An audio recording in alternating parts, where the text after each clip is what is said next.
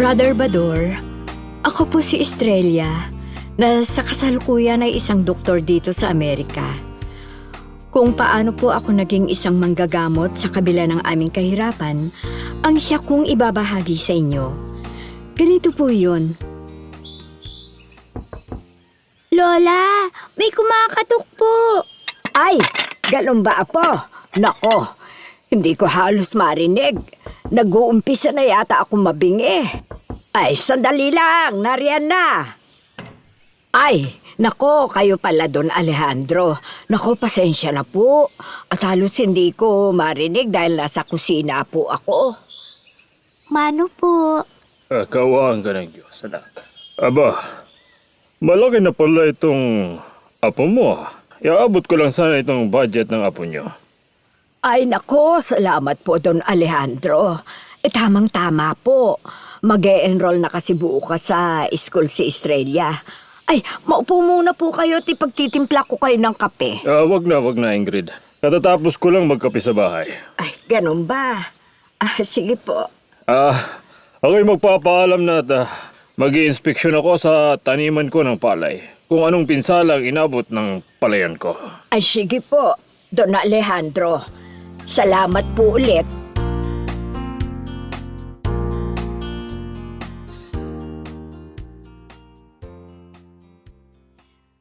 Lola, tinatanong po ng teacher bakit daw po hindi daw po magulang ko naghahatid sa akin sa school. Bakit daw po laging kayo? Sabihin mo, Apo, na sa malayo nagtatrabaho ang mga magulang mo, ha? Opo. Tulad nga po ng bili ninyo. Yun po ang sinasabi ko. Sige na, Apo. Gabi na matulog na tayo at nang may pasok ka pa bukas nang hindi ka mapuyat, ha? Opo, Lola. Thank you po, Lola, sa pag-aalaga niyo po sa akin. Good night po. Good night, Apo. I love you. Estrella, sabi mo, nasa malayo ang mga magulang mo. Bakit hindi ko naman makita na tinatawagan ka sa cellphone mo? Tinatanong ko rin yan kay Lola Ingrid ko Bakit hindi man lang ako kumustahin at tawagan sa cellphone? Busy daw kasi Ano? Nakakatuwa naman sila. Ang daddy ko nga nasa Japan. Pero tinatawagan nila ako kahit papano. Ewan ko ba, B-boy? Nagtataka rin ako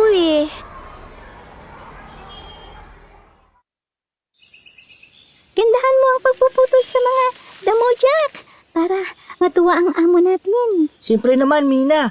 Dito tayo binabayaran sa ayos na trabaho natin Namimiss ko na ang anak natin, Jack. Ikaw ayaw mo magpakita kahit sa cellphone. Matawagan man lang natin.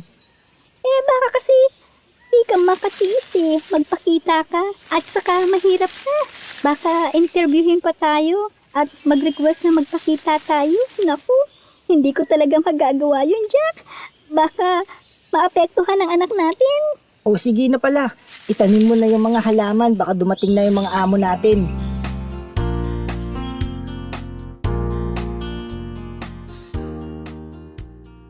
Estrella, magka-eskwela pa rin tayo hanggang sa high school.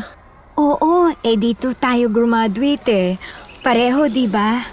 At pareho tayong nasa honor roll. Kung sa bagay, siguro naman, this time, magpapakita ng mga parents mo sa'yo. Pag graduate na tayo ng high school, hindi puro lelang na lang nakikita ko kasama mo. Sana nga, B-boy. Sana nga. Miss na miss ko na nga sila Gustong gusto ko na silang makita. Ay, nako, maraming salamat po, Don Alejandro. Dinagdagan ko na yung budget para sa pag-aaral ni Estrella dahil high school na siya. Mina, kolehiyo na ang anak natin sa susunod na taon. Oo nga, Jack. Sabik na akong mayakap siya. Ayaw mo pa kasi magpakita kahit sa messenger lang sa cellphone natin Ang tapang mong magsalita, Halos ikaw nga hindi ka makapag-message dyan eh. Parehos kasi tayong maliit ang ating daliri. Saan ka ba kasi pinaglihi ng nanay mo? Ikaw, saan ka rin bang pinaglihi ng nanay mo?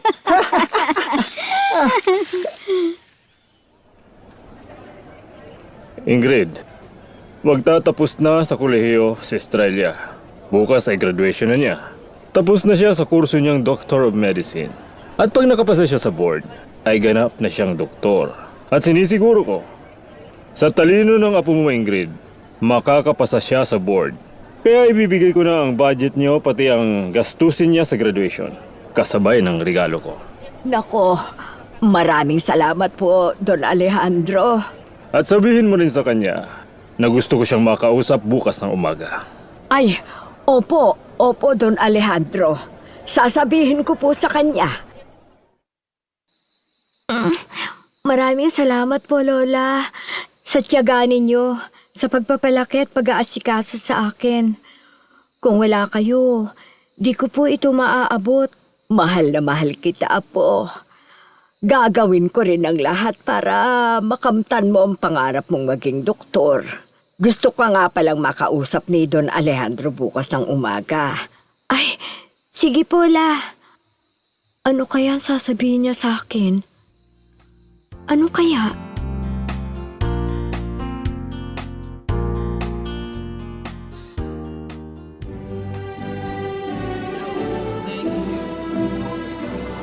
Naririto po ang cum laude ng School of Medicine, si Mrs. Estrella Santos sa kanyang talumpati.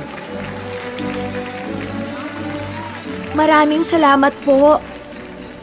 Unang-una, nagpapasalamat po ako sa Panginoon sa pagbibigay niya ng magulang sa akin na bagamat maituturing na maliliit na tao, ay may malalaking puso na lingid sa aking kaalaman sa kabila ng pagiging unano nila. Pareho ay pinagtiyagaan nila akong pag-aralin sa abot ng kanilang kakayanan. Nagtrabaho sila kay Don Alejandro para lamang makapagtapos ako hanggang kolehiyo. Tiniis ang hirap bilang mga kasambahay para lamang sa pangarap kong maging doktor. Inilihim ito sa akin, pati ng lola ko, at hindi rin sila nagpapakita sa akin sa takot na ikahiya ko sila. Mama Mina and Papa Jack, isisigaw ko po sa buong mundo na kayo ang magulang ko, na ang mga magulang ko ay unique at special. Palakpakan po natin ang mga parents ko, sina Mr. and Mrs. Jack Santos. Napakapalad nilang lahat na nilalang. Pagkat kapwa sila binigyan ng Panginoon ng pagkakataong makadama ng pagmamahal. Mapala din po sila at naririyan kayo na tumulong sa kanila. Maraming salamat sa Panginoon at pinagtagpo-tagpo niya tayo sa pamamagitan ng pagmamahal. Mapagpalang araw sa ating lahat. Kumusta? Narinig natin ang isinalaysay na kwento sa pangalang Estrella na nagbigay ng inspiration sa atin. Para sa lahat ng mga anak, sabihin natin sa ating mga magulang, itay, inay, kahit gaano ako katangkad o kahit gaano ako kataas, titingalain ko po kayo. Awit 37:23 hanggang 29. Ang gabay ng tao sa kanyang paglakad ay itong si Yahweh. Kung nais maligtas, sa gawain niya ang Diyos nagagalak. Kahit na mabuwal, siya ay babangon, pagkat si Yahweh sa kanya'y tutulong. Mula pagkabatat, ngayoy tumanda na. Sa tanang buhay ko'y walang nabalita na sa taong tapat ang Diyos nagpabaya. o ang anak niya'y naging hampas lupa. Sa lahat ng oras, bukas pa ang palad. Sa pagkakaloob sa mga mahirap, pagpapalaylaan ng kanilang mga anak. Masamay itakwil, mabuti ang gawin, upang manahan kang lagi sa lupain. Ang lahat ng taong wasto ang gawain ay mahal ni Yahweh, hindi itatakwil. Sila'y iingatan magpakailan paman, ngunit ang masama ay iwawalay. Ang mga matuwid, ligtas na titira at di na aalis sa lupang pamana. Basahin naman natin ang Kawikaan 16:3. Ipagkatiwala mo kay Yahweh ang iyong mga gagawin at magtatagumpay ka sa lahat ng iyong mga layunin. Ano man ang pangarap mo, go lang ng go. Huwag ka lang huminto para abutin ito. Dahil ibibigay yan ng Diyos sa iyo, lalo na kapag deserve mo. At palagi tayong magpasalamat sa Diyos dahil ang buhay ay regalo para mag-enjoy. At habang may buhay, may pag-asa. At ang ating pag-asa ay ang pag-asa kay Kristo. Halika, manalangin tayo. Panalangin para sa mga nagtapos. O Panginoon, Diyos ng katotohanan at karunungan, sa pamamagitan ng iyong di masukat na karunungan, natagpuan namin ang buhay at katotohanan. Nagpapasalamat po kami sa iyong matapat na pagmamahal sa amin. Salamat po sa mga taong ginamit mo upang marating ang ganitong uri ng tagumpay. Panginoon, hinihiling namin sa iyo na sa pagharap sa mga bagong pagsubok at hamon ng buhay, ikaw pa rin ang patuloy na mag-iingat upang magamit ang napag-aralan para sa kapurihan ng iyong pangalan. Alisin mo po ang anumang pagkabagabag, pagkatakot at pagkalito tungkol sa kinabukasan. Sa halip, palakasin mo po ang loob at turuan mo po na lubos na magtiwala sa iyong kakayahang magbigay ng tagumpay. Pagpalain mo po at maging pagpapala rin sa iba. Ito po ang aming dalangin sa pangalan ni Hesukristo na aming Panginoon. Amen.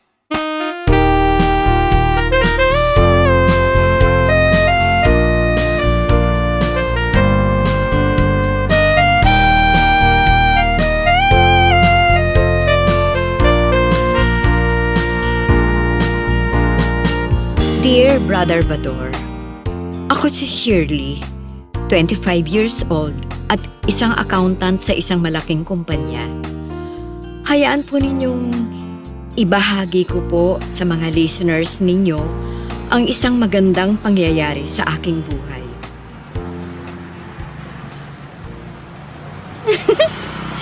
Shirley! Wow! Happy birthday! Oh, anyari? Birthday mo para kang Biyernes Santo. Carol! Iniwan na ako ni Greg. Ano? Patay na si Greg? Hindi! Ikaw naman, puro patawa. Pinagtaksilan ako ni Greg. Pagkatapos ng 2 years na mag-on kami, pinalitan na niya ako. Pwede ba yun? Sana sinabi mo. No return, no exchange. Sino naman yung ipinalit sa'yo? Yung bagong dating sa office nila. Kapapasok lang sa office, 1 linggo pa lang, itinana na niya. Grabe naman yung ginawa sa'yo, friend. Nung nakaraang linggo lang, parang nasulyapan ko yung babae nung puntahan kita sa work yun ni Greg. Yung babalina? Mayaman daw yun eh. Baka kaya pinalit dahil pobreng alindahaw ka raw. May mga lalaking ganyan. Namimili. Oo, siguro nga dahil hindi ako kasing yaman ni Dayan. Yun ba ang pangalan ng babae? Oo. Wala palang ka-taste-taste yan si Greg. Pinikot daw siya Tinawagan niya ako. Humihingi ng tawad. Yun naman pala eh. Hindi hamon na. Ang hirap kasi. Nagkikita pa kami sa trabaho. Kalimutan mo na siya. Birthday na birthday mo, dapat masaya ka. Total, pareho naman tayong nakabihis at pareho naman tayong maganda. Halika na, lumabas tayo. Pakakainin kita sa bagong restaurant. Diyan no, sa malapit sa bagong mall. Puro bago. At mukhang high-end yung restaurant. Let's go na, friend! Sige na nga. Gusto ko ring makalimot Tamang-tama.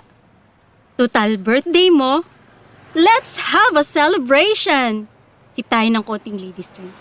Tara na!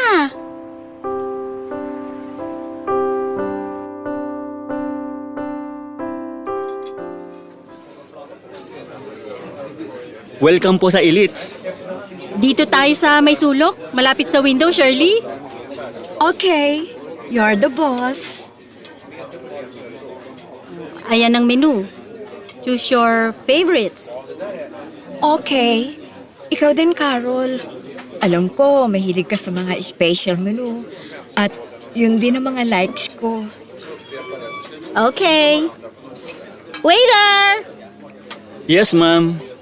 Bigyan mo nga kami nito, butter garlic chicken. Ikaw, Shirley, ano ang napili mo? Ito na lang, prime beef caldereta. To follow na lang yung pamutat namin. Bigyan mo rin kami ng ladies drink. Okay po. Ano po ang mga pangalan nyo? Bakit? Kailangan po sa order sheet? Okay. Shirley and Carol. Thank you po.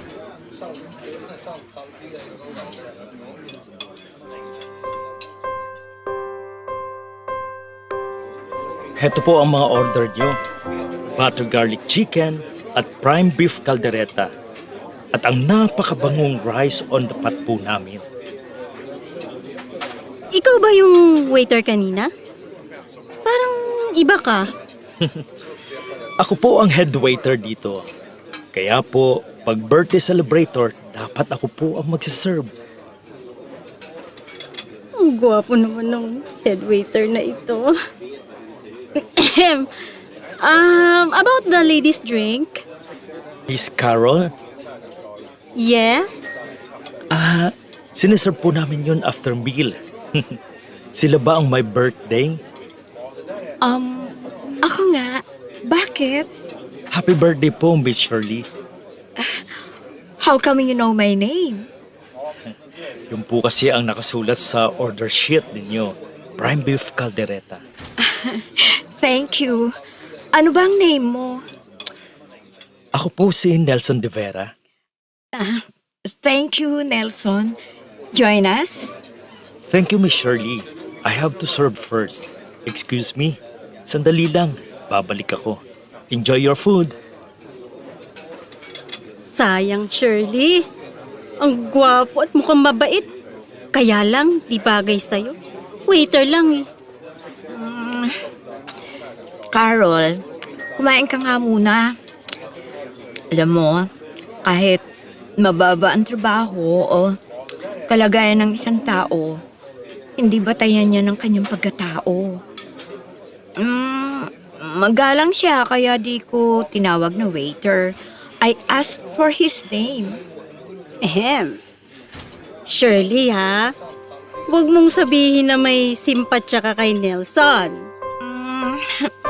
Ang sarap pala nitong kaldereta nila dito, Carol. Ito, tikman mo. Let me taste. Oo nga. Shirley, ako naman ang next na magbe-birthday, bali. Babalik tayo dito, ha? Sabi ko na nga ba, masarap dito eh. Uutak talaga to si Shirley. Iniiba ang topic namin para di niya masagot ang sinabi ko tungkol kay Nelson. Sige, Carol. We shall return.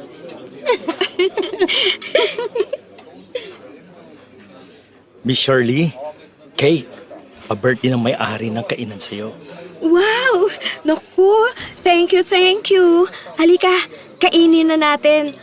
Ayoko na ng ladies drink. Cake na lang.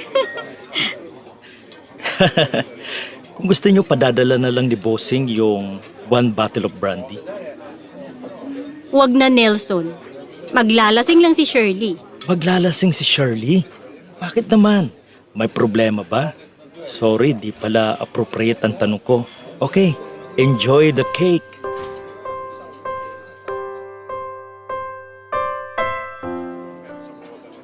Nelson! Yes, Miss Carol? Magkano lahat ng... Wag na po. Miss Carol, blowout na daw ng management sa my birthday. Yung pangalawang balik nyo na lang daw maniningil. Ha? Really? How generous naman ang may-ari ng restaurant na to. God bless you and your place. Salamat. Talagang babalik kami para makabawi kayo. Thank you so much. Pakisabi sa may-ari ng restaurant, ha? Ma'am, if you won't mind, pwede ko bang makuha ang pangalan at address nyo? And please, your contact number. Heto po ang pen at papel. Sure, no problem. Okay po, thank you.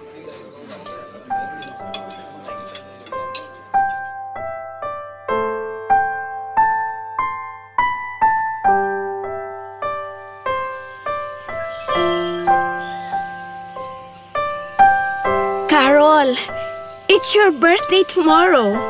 Balik tayo sa Elites. Tamang-tama. Nag-text si Nelson sa akin. Kailan daw ang balik natin? Sinagot ko agad. Sabi ko bukas. Mag-ready ka na. Ako naman ang sasagot ng lahat eh. Okay. See you tomorrow, Elites.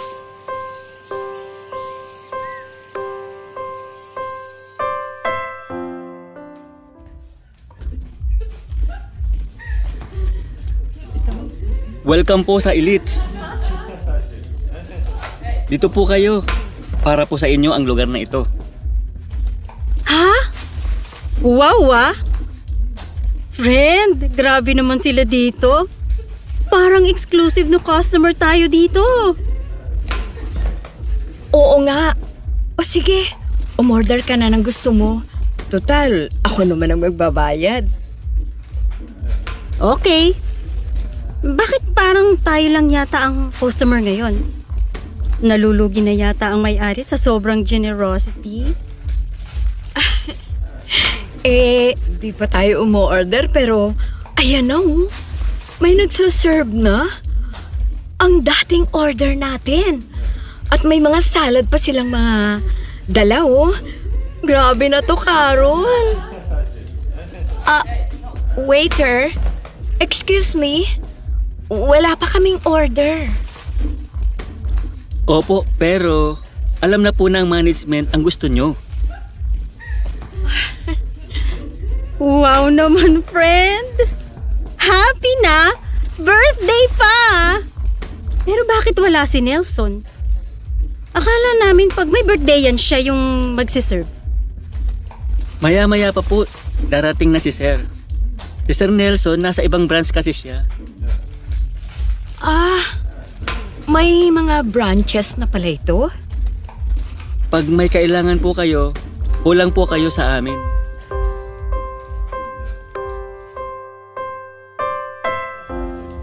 Good morning, Sir Nelson. Sir Nelson. Good morning, everyone. Good morning, Miss Shirley and Miss Carol. Happy birthday. Salamat, Nelson. Sinurpresa mo kami. Friend, comfort lang naman ako sa gitna. Okay. Excuse me for a while, Nelson. Okay, Miss Caron. Join us, Nelson. Thank you, Miss Shirley. Or I'll just call you Shirley. Okay. Remember, kinuha ko ang name and your contact number. Shirley, nung una pa lang na magpunta kayo ni Miss Carol dito, sabi ko sa sarili ko, nakita ko ng babaeng mamahalin ko. Isa rin akong broken-hearted tulad mo. Huwag kang magtaka kung bakit alam ko kung anong nangyari sa inyo ng boyfriend mo. Hindi ako maaasiwang magtapat ngayon ng pag-ibig ko sa'yo, Shirley. Parehong sugatan ang puso natin. At ngayon, natagpuan ko na rin ang babaeng alam kong bigay ng may kapal. At ikaw yun, Shirley. Ang mga sinabi mong hindi batayan ng kalagayan ng tao, kung anuman ang kanyang trabaho o patunay na isa kang mabuting tao. Broken-hearted din ako dahil sa pagpapanggap kong isang waiter dito sa aking restaurant. Pagsubok ko kung sino ang dapat kong mahalin. Nabigo ako noon una, ngunit ngayon ay natagpuan ko na ang babaeng dapat kong mahalin. Walang iba kung hindi ikaw, Shirley. Nelson? Nelson? Ikaw ang may-ari ng restaurant na ito?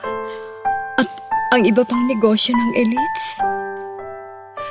Ako nga, Shirley. At sadyang nagbilin ako na kayo lang ang magiging customer ngayon. Para sa proposal ko sa'yo. With this ring, Shirley, and with the love of God to us, will you marry me? Nelson? Nelson, napakabuti ng Diyos. Di niya hinayaang magdusa tayo sa lungkot ng matagal. I love you, Shirley. Do you accept my proposal? Nelson, paano kita tatanggihan? Ikaw ang bigay ng may kapal sa akin. Okay! Kasalan na! Carola, mukhang may connivance kayo ni Nelson, ha?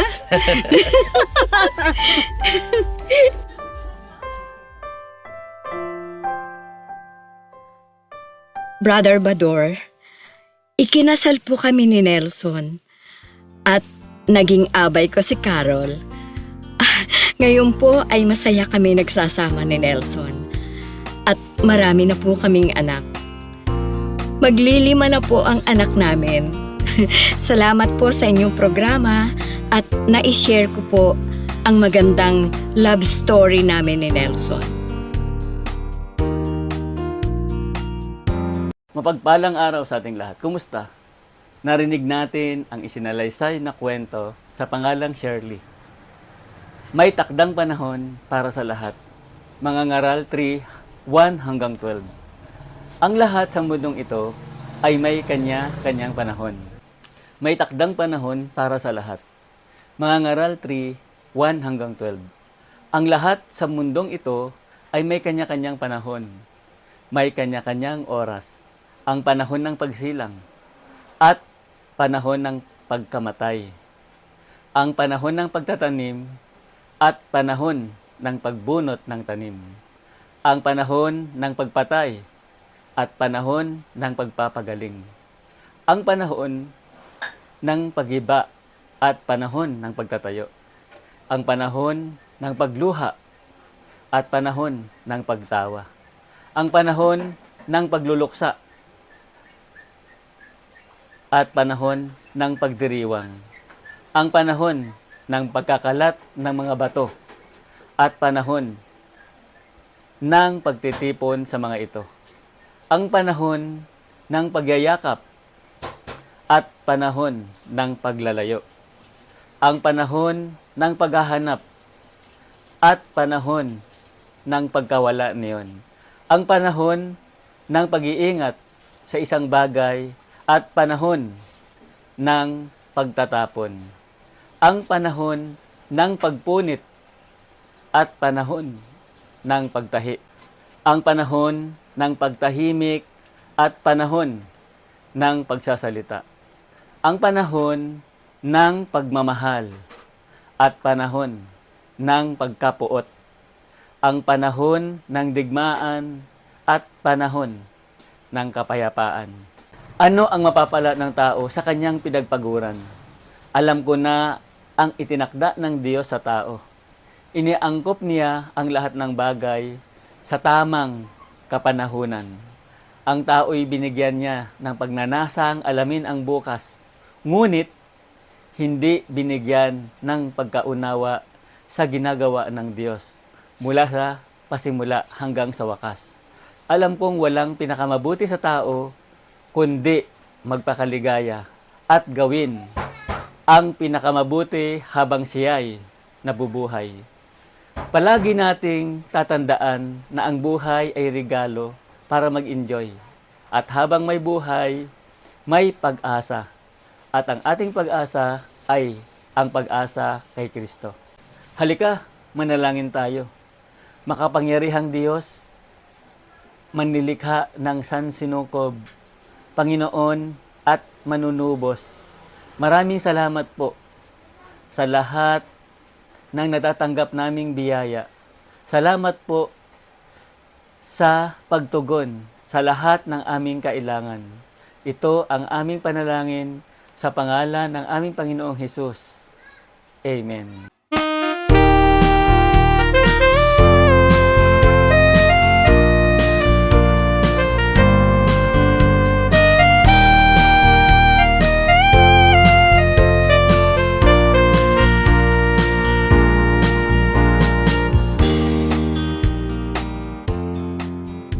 Dear Brother Bador, ako po si Chona, 40 taong gulang, may isang anak na lalaki na 10 taon. Ang akin pong mister na si Freddy ay may magandang trabaho at kumikita ng sapat. Nagsimula po ang problema ko nang mag-10 taon ang anak kong si Prince. Ganito po iyon.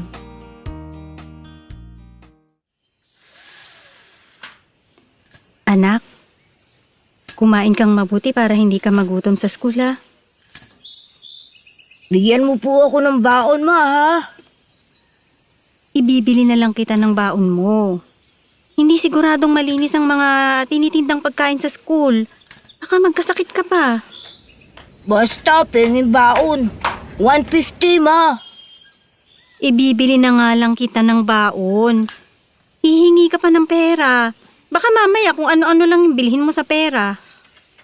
Pa! Ayaw akong bigyan ni mama ng baon. Chona, ano ba? Bakit ayaw mong bigyan ng baon ng bata? Binibigyan naman kita ng pera. Ibibili ko naman ng baon si Prince. Kasi baka kako kung ano-ano lang ang bilhin niyang pagkain sa school. Basta bigyan mo ng baon ng bata. Baka gusto mong makatikim sa akin, ah. Sige, bibigyan ko na. O ito Prince, 150 yan. Itago mong mabuti sa bag mo para hindi mawala. Di mawawala ito. May pitaka naman ako eh. Tara na pala at ihahatid na kita sa school. Freddy, aalis na kami. Sige, ingatan mo yung bata. Oo, Freddy.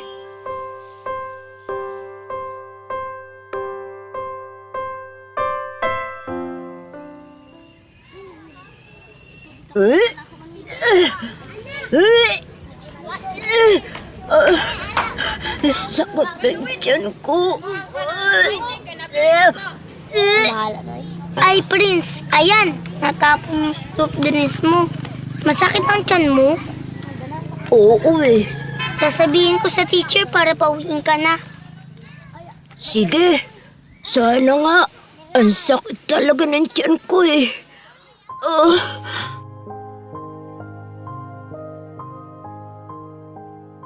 Ano ba ang kinain mo sa school at walang bawas ang baon mong sandwich?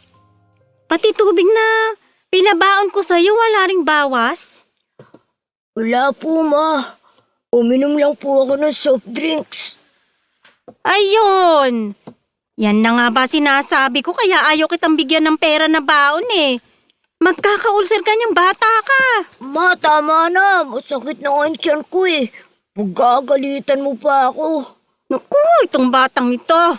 Ayaw mapagsasabihan ng mali niya.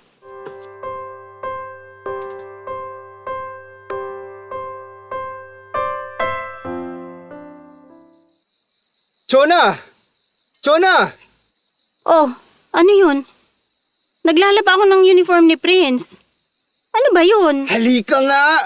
Ano tong sinasabi ng anak mo na pinapagalitan mo pa siyang masakit na raw ang tiyan niya? Ha? Freddy! Tama na! Tinuturoan ko lang naman ang anak natin. Tumigil ka nga riyan. Baka gusto mo tamaan ka pa.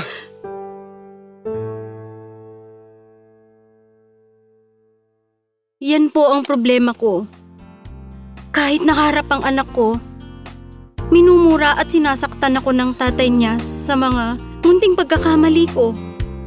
Kung mali man ang ginagawa ko sa pangangaral sa anak ko, lumalaki ang ulo niya at lagi akong isinusumbong sa kanyang ama. Kaya kami nag-aaway na laging ako ang talo.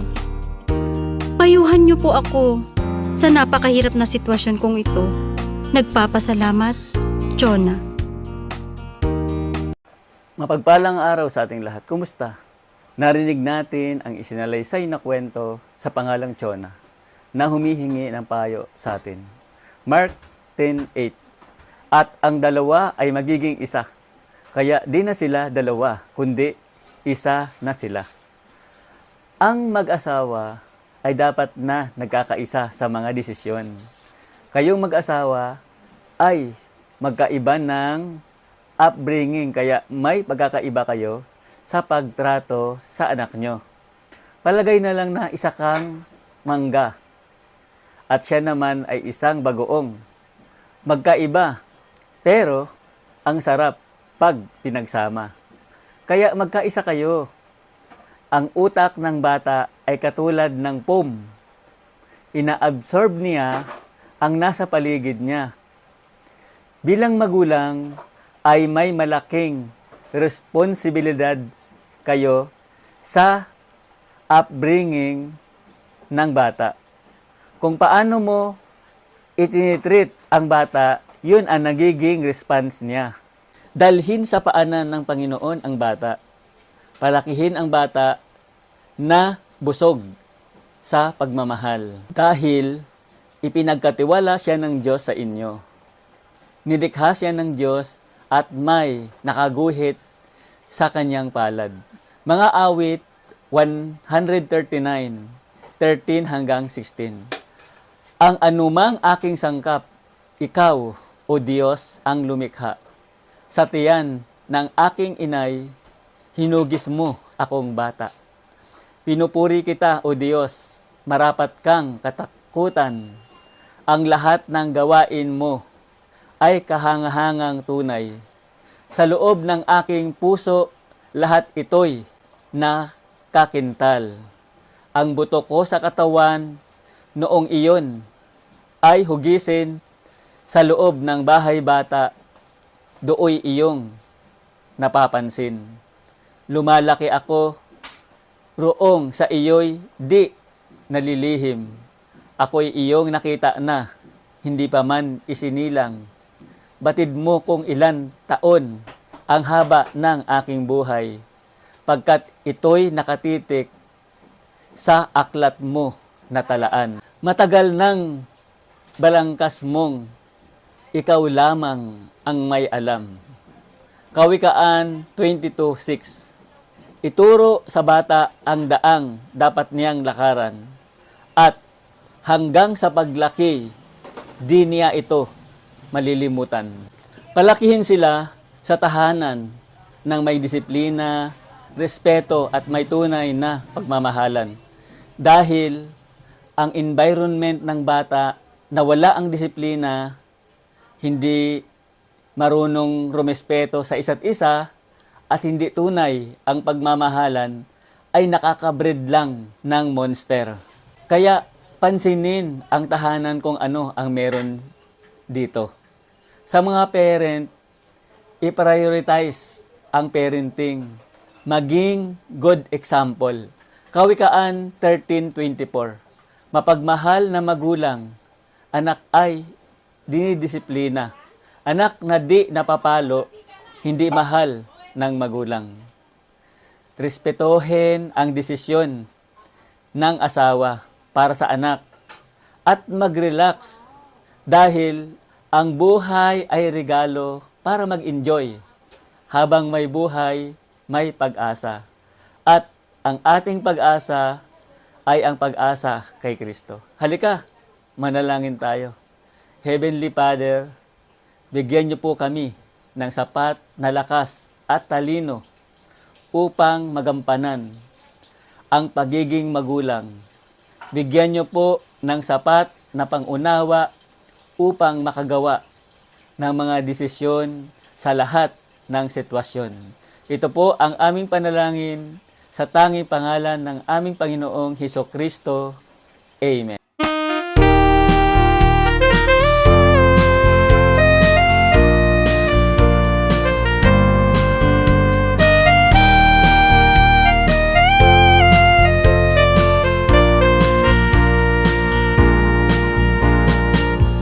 Dear Brother Bador, isa po akong ina sa gulang na 42.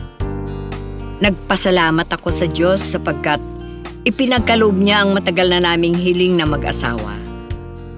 Kung paano nabigyan ng solusyon ng isa pang dagok sa aming buhay, ay hayaan po ninyong ilahad ko ang lahat dito sa inyong programa na alam kong maraming sumusubaybay. Ganito po yun.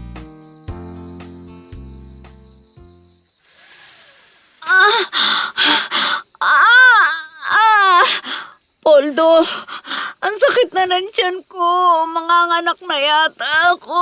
Ha? Perla, pigilan mo muna, tatawag ako ng kumadrona. Sandali ha. Humiga ka muna dyan at pupuntahin ko si Aling Tale. Sandali lang ha.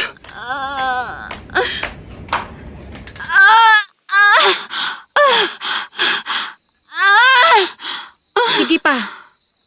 Konti pa, Perla.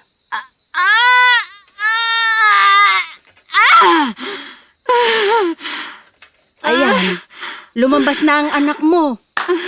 Babae ang anak mo, Perla. Salamat po, Panginoon. Salamat po. Lumabas na po ang baby Aling Tale. Narinig ko nang iyak ng anak ko. Oo, Poldo. Mag-init ka ng konting tubig at papaliguan ko ang baby. May bigkis na siya para di ma-impeksyon ng kanyang pusod. Opo, Aling Tale. Mag-iinit po ako ng tubig. Parang may bingot itong bata. Sayang. Ang ganda pa naman. Ang tangos ng ilong. Kamukha ni Perla. Hindi ko muna sasabihin sa kanila. Makikita rin nila yan. Ito na po ang tubig, Aling Tale. Dinagdagan ko na po ng medyo malamig para malahining po ang timplada at di mapaso si baby. Sige, Poldo. Ipaganda mo ng mainit na sabaw itong asawa mo para lumakas agad at mapasusunan niya ng anak nyo habang nililinis ko ang bata. Opo, hinanda ko na rin po ang pagpunas at bihisan ni baby.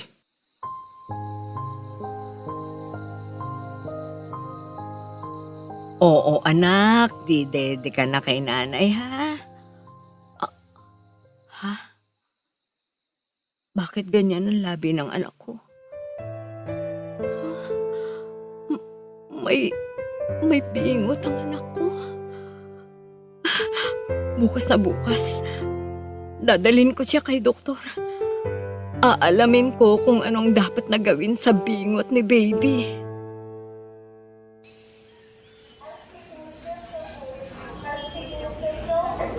Good morning po, Doc.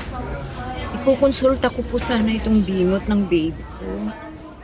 Nagkabingot po ba siya dahil disgrasya pong napaupo ako bigla sa sofa namin ang buntis po ako dahil sa gulat ko sa paputok ng bagong taon? Ano po bang mabuti para sa kanya? Mrs., wala pong kinalaman ng pagkakaupo ninyo ng bigla sa sofa sa pagiging bingot ng anak ninyo. Kinulang po kayo ng folic acid na tinatawag. Vitamins po iyon dapat sa mga buntis para maiwasan ang mga ganitong kakulangan. Kung ganun po, dapat po pala kumukonsulta mga nagdadalang tao sa mga doktor para maiwasan ang katulad ng nangyari sa baby ko. Opo, Mrs. Pero sa ngayon na hindi ko pa mai-advise ang pagpapa-opera sa bata. Sapagkat sanggol pa lang siya, di pa advisable ang operation. Tama po yung breastfeeding na ginagawa niyo sa kanya. Salamat po, Doktor. Nag-alala ako, Perla. Baka maging dahilan ng inferiority complex ng anak natin ang pagiging bingot niya. Yun na nga, Poldo. Kung pa-o-opera natin, paglaki-laki niya, wala naman tayong sapat na pera. Pag-ipunan natin. Pagbubutihin ko ang trabaho ko para makapag-ipon tayo. Paano naman tayo makakaipon, Poldo? Sa mga kailangan lang ni baby, kulang na ang sahod mo.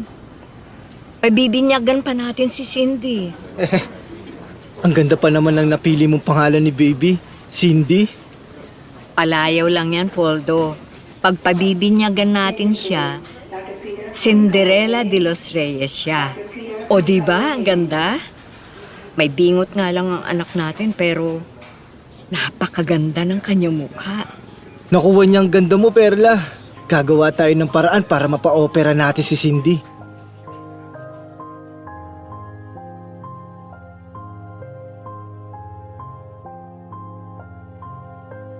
Lord, alam ko po, naririnig niyo po ang mga bulong ko. Tulungan niyo po kami na mapa-opera ang anak namin. Wala po akong alam na paraan para makapag-ipon ng pera. Kulang na kulang po ang sahod ng aking asawa. Pakinggan niyo po ang mga bulong ko sa inyo, Panginoon. Tulungan niyo po kami.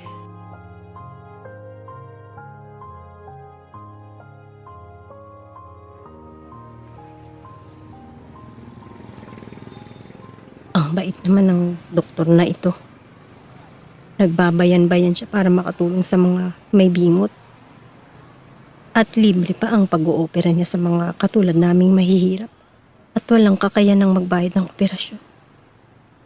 Salamat at may mga taong ganito, Diyos ko. Bumuti na lang at ibinalita ng mayor dito sa amin. Pupuntahan ko si Perla. Baka di pa niya nababalitaan ng pagpunta ng doktor na ito dito sa amin. Sasabihin ko sa kanya para madala niya ang anak niya bukas sa center. Doon pupunta si Dr. Jim Sanchez. Ang magaling na siruhano. Tiyak matutuwa si Perla. Talaga po, Aling Tali. Naku, libre po ang pag-opera ni Dr. Jim Sanchez. Oo, Perla. Total, magpipitong taon na si Cindy. Pwede nang operahan yan. Para bago siya pumasok sa school, ayos na ang bingot niya. Iwas bully pa sa mga kaeskwela niya, di ba? Opo, Aling Tali. Naku, maraming salamat po. Salamat po, Aling Tali.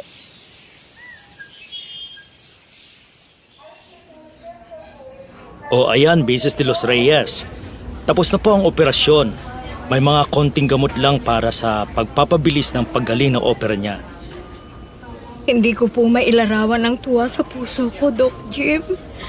Napakalaking tulong po nito para sa amin. Maraming salamat po. Doc Jim, hulog po kayo ng langit sa amin. Sa mga sandaling kailangan namin ng tulong nyo, naparito kayo sa lugar namin sa Bulacan. Maraming salamat po. Una po sa Panginoon at sa inyo po, Dr. Jim Sanchez.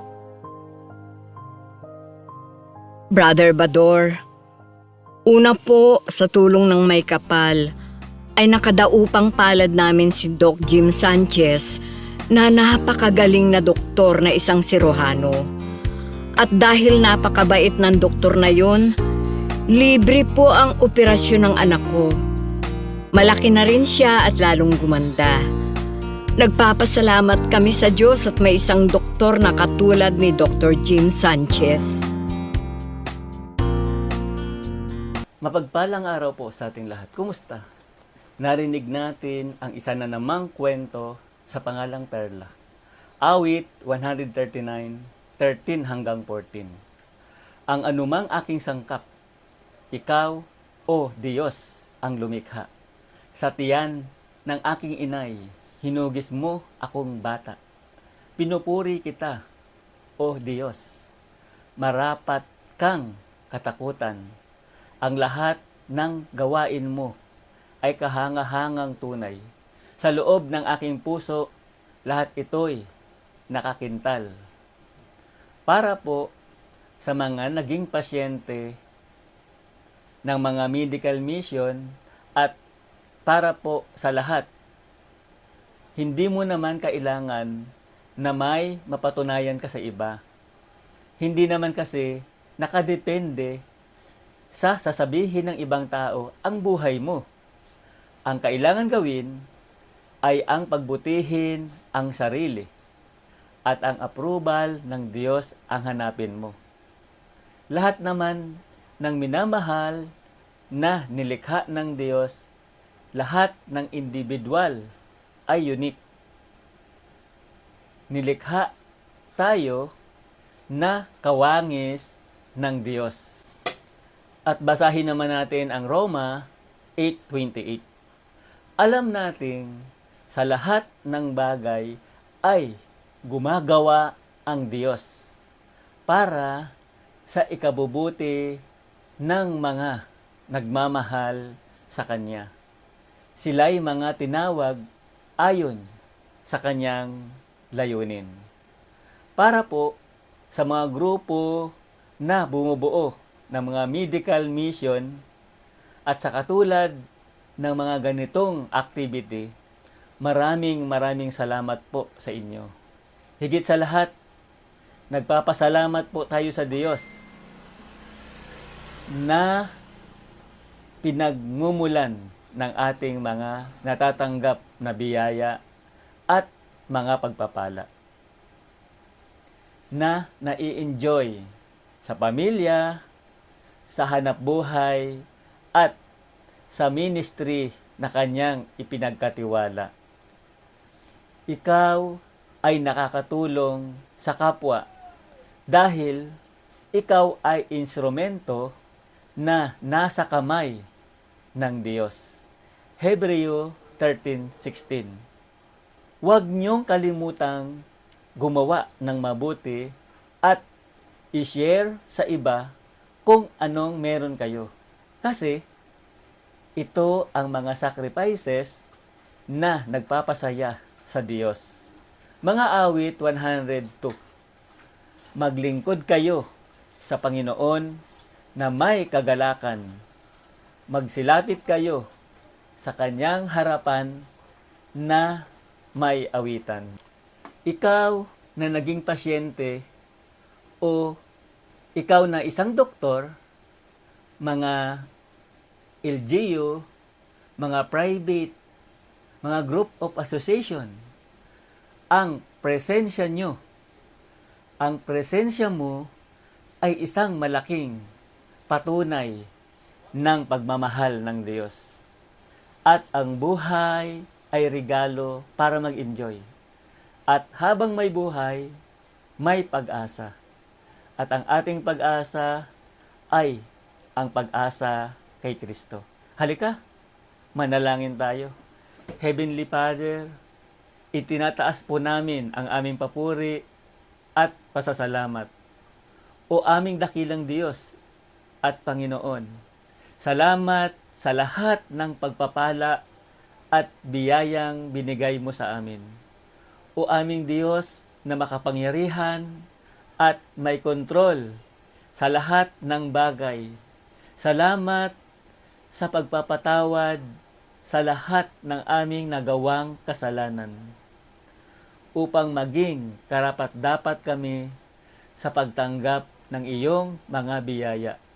Ito po ang aming panalangin sa pangalan ng aming Panginoong Hesukristo. Amen.